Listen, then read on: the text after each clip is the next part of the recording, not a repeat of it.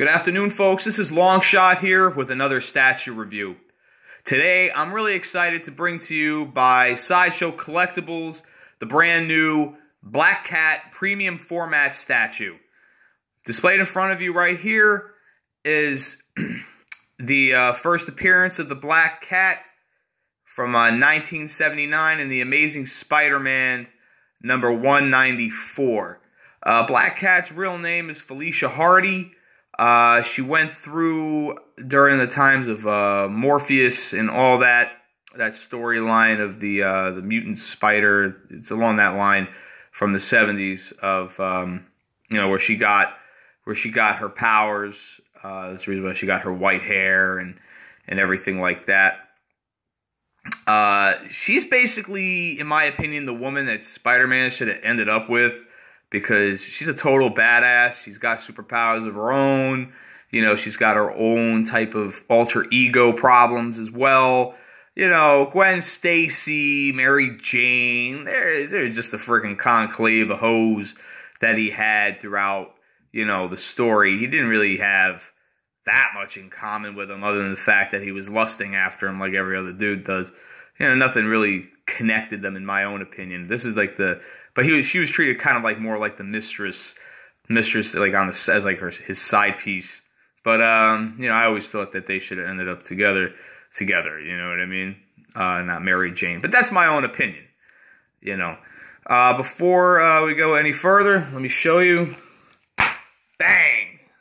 The brand new Black Cat premium format figure by Sideshow Collectibles. Now let's start off right over here with the face sculpt of her. I think they did a nice job with that face sculpt. Look at the detail on the lips, the mask, the eyes. A lot of good expression, a great face sculpt. Is it necessarily worth the $400 or $500 price tag the Sideshow Collectibles now commands per piece, as opposed to the $250, $275, and $300 price range that got them off the ground before corporate greed set in for their for their pieces coming out, making this hobby less and less entertaining, less and less fun.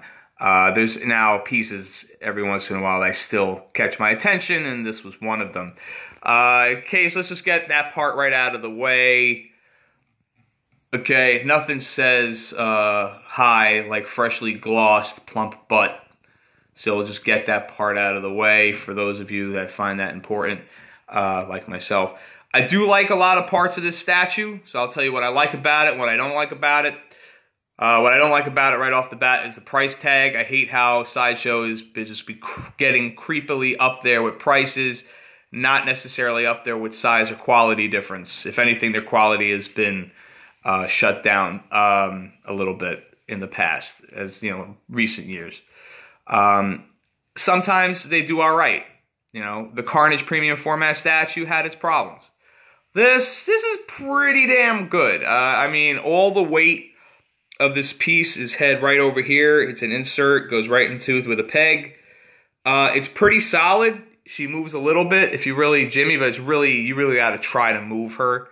Let's just go over here. Let's get right here a shot of the chesticles right over here. All kidding aside, there's a lot of good detail on this. I like this little cat thing right over here. It comes in several pieces. This belt piece, this piece comes right off very easily. It's held together by a magnet. Very nicely appointed. Goes right in here. It just sticks right in there. It sticks there flush. It's solid. It's not the best magnet. I like my magnets, like I like my women. You know what I mean? Stuck right to me. So that's not the case with this entire piece. This is a peg. You got magnets over here for the arms. The arms come out, and they fit flush in with the fur on her arm guards. Same thing over here, obviously, because otherwise these things would be destroyed in shipping.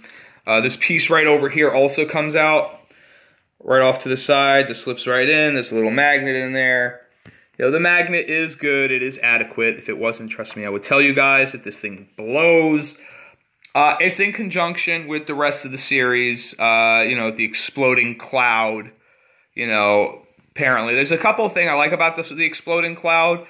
One, they're solid through. It's very It's very solid. It's not hollow. These bases, these recent premium formats of Spider-Man have been heavy, which is good. I like it when they're solid through, not the potato chip statues like the Rhino Comiquette, you know.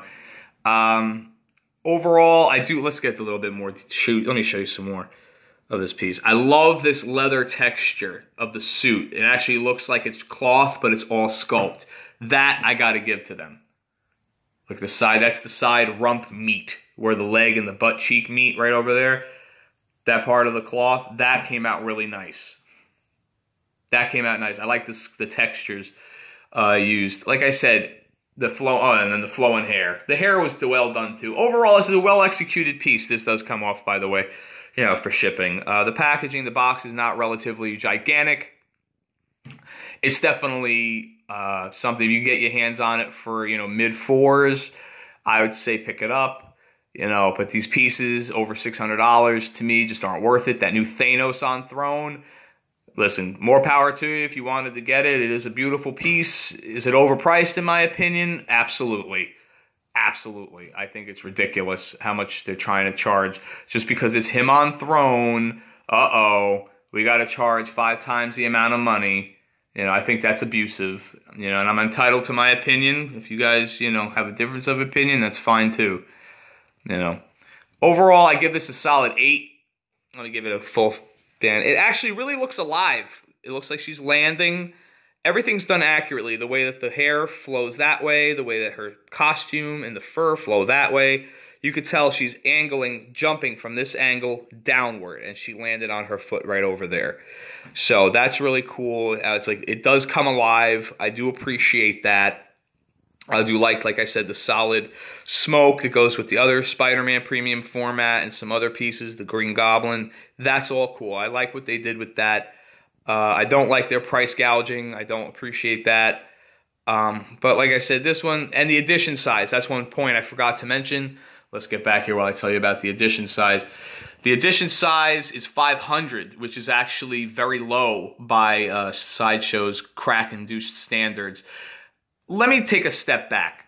Now, while I glaze at her beautiful face and the beautiful face sculpt, they started going downhill with the Batman premium format statue because they made only 10,000 of them. So obviously that's super limited, you know, as opposed to a 500 edition count, 1,000 edition count that we're accustomed to. So they made, that's just the black version. Imagine the blue version. They made, what, another couple of thousand of those? So, you know, the value really isn't there anymore unless you really just like, I like that angle. See how she's looking from that angle? That's how I have it displayed. I like that confident look on her face. That's what I think the Sideshow kind of went downwards when they started getting really greedy. They compromised on quality with that Batman. That shit had all sorts of fucking leaning issues. You know, the box was obnoxiously humongous. Like, it was a small refrigerator. I have enough refrigerators in my house, you see? So, I mean, that's just my opinion. Like I said, that's going to be it today for me, folks. I don't want to get too long-winded. Please like, comment. Let me know what you think of this statue, this review. You guys are wonderful. Like and subscribe. Have a great day.